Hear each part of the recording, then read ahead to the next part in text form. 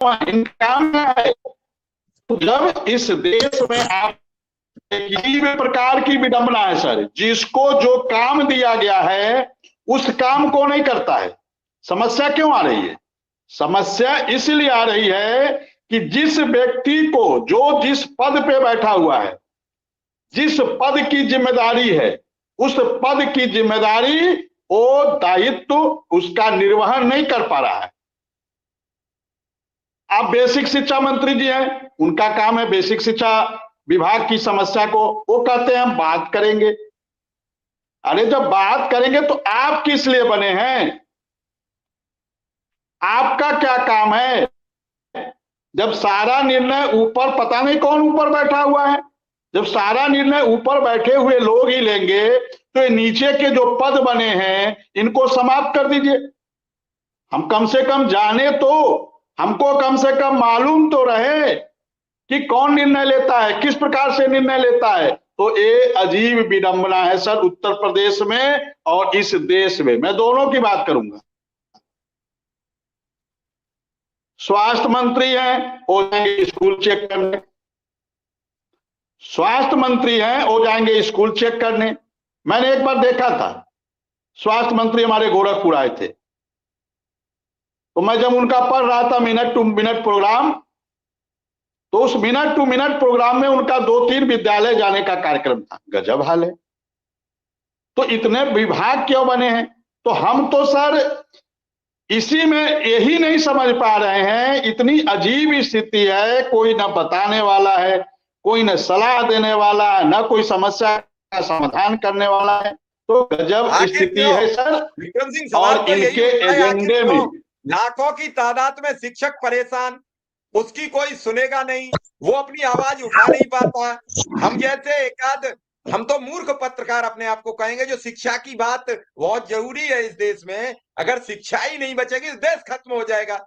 और शिक्षा को लेकर सरकार संवेदनशील नहीं है, ये पढ़े लिखे लोग समझ रहे हैं। उसके बाद शिक्षा पर चर्चा करने को एग्री नहीं होते। चर्चा किस बात पर होगी? चर्चा धर्म पर होगी, चर्चा संप्रदाय पर होगी, चर्चा जातीयता पर होगी, शिक्षा पर क्यों नहीं, जो मूल बिंदु है। नमस्कार साथियों, स्वागत है आप सभी का आज किस नई वीडियो में। ये वीडियो आप सभी शिक्षा मित्र साथियों के लिए बेहद ही महत्वपूर्ण होने वाली है। साथियों, इस वीडियो के माध्यम से आप सभी को हाल ही के अंदर की एक महत्वपूर्ण सूचना, दरअसल अगर हम बात करें अस्थायीकरण को लेकर सरकार की वास्तविक जो मंशा है, उस मंशा के ऊपर रिसेंट में ही आपकी कुछ नेतृत्वकर्ताओं के द्वारा कुछ जानकारियां दी गई हैं। वो जानकारियां आगे प्रॉपर तरीके से आपको वीडियो में देंगे। सभी साथी वीडियो को पूरा देखें। चैनल को अभी तक आपने सब्सक्राइब नहीं किया है, सब्सक्राइब भी करने। अब चलते हैं अपडेट पर।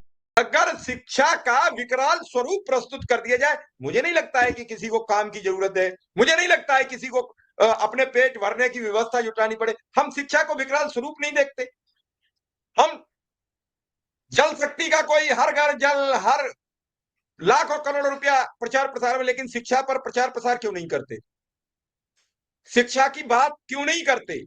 वो शिक्षक इस भीषण ठंड में रोज 1 दिन 2 दिन की छुट्टी दी जाती है, उसमें कई स्कूलों में मिलती है, कई में नहीं मिलती है। 3.5 डिग्री सेंटीग्रेड तापमान था कल दिल्ली का। इस भीषण ठंड में अगर शिक्षक के साथ कुछ घटना हो जाती है तो उसका जिम्मेदार कौन होगा? ये कोई बताने वाला है? नहीं। जब बताने ही वाला नहीं है तो शिक्षक कहां जाए, कहां लटकता रहे, कहां जाएगा, कैसे काम करेगा?